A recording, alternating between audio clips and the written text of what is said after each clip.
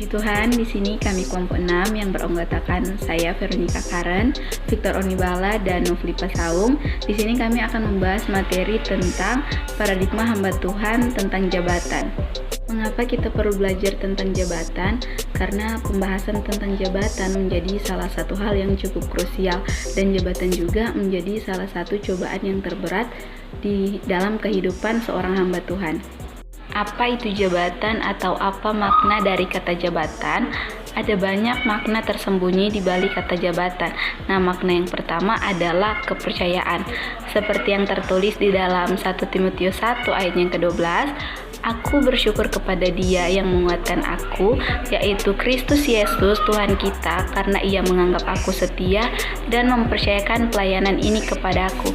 Dan di dalam 1 Korintus 15 ayat yang ke-10, "Tetapi karena kasih karunia Allah, aku adalah sebagaimana aku ada sekarang, dan kasih karunia yang dianugerahkannya kepadaku tidak sia-sia. Sebaliknya, aku telah bekerja lebih keras daripada mereka semua, yang bukannya aku, melainkan kasih karunia Allah yang menyertai aku." Nah, jabatan itu adalah sebuah kepercayaan dari Tuhan. Maka dari itu, jabatan jika kita kejar, harganya akan sangat mahal dan akan membuat malu. Nah, maka dari itu kita sebagai seorang hamba Tuhan harus selalu sadar bahwa semua jabatan yang kita miliki sekarang adalah milik dan kepercayaan Tuhan. Nah, makna yang pertama ini juga harus menjadi konsep mental kita sebelum kita memasuki makna jabatan yang kedua. Jabatan itu merupakan sebuah penghargaan atau upah kesetiaan dalam Lukas 19 ayat 16 dan 17. Jadi setiap kepercayaan atau setiap jabatan yang Tuhan percayakan kepada kita itu berasal dari upah kesetiaan kita.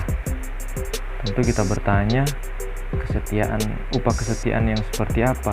Jadi di sini upah kesetiaan yang pertama dari hal-hal yang kecil atau hal-hal yang bersifat jasmani atau hal-hal yang kita lakukan setiap hari.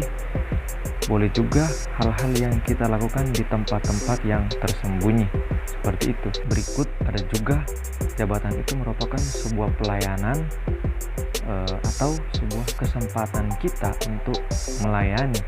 Tentu ketika kita melayani Tuhan, kita harus melakukannya dengan sukarela. Jadi lakukan tugas pelayanan kita dengan penuh sukarela.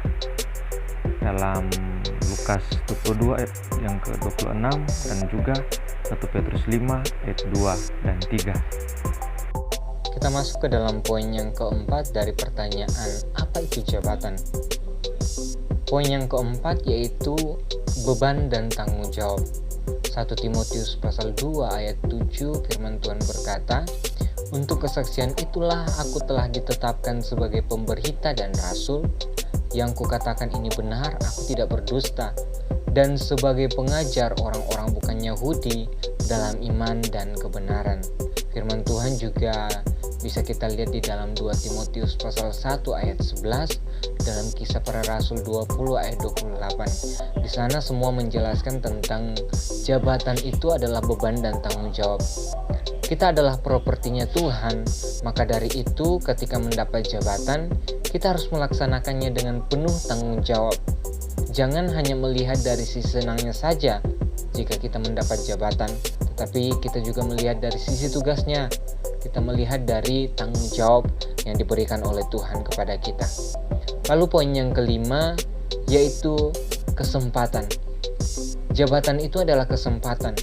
Filipi 1 ayat 22, "Tetapi jika aku harus hidup di dunia ini, itu berarti bagiku bekerja memberi buah. Jadi mana yang harus kupilih aku tidak tahu." Jadi jabatan itu adalah kesempatan untuk memberi buah, kesempatan berkarya bagi kemuliaan Tuhan, dan juga untuk menjadi berkat bagi orang lain. Menjadi berbuah itu sederhana, yaitu dengan cara kita memuliakan Tuhan serta memberkati orang. Nah, demikianlah video pembelajaran dari kami kelompok 6 mengenai paradigma hamba Tuhan tentang jabatan. Semoga bisa bermanfaat bagi kita semua. Tuhan Yesus memberkati kita.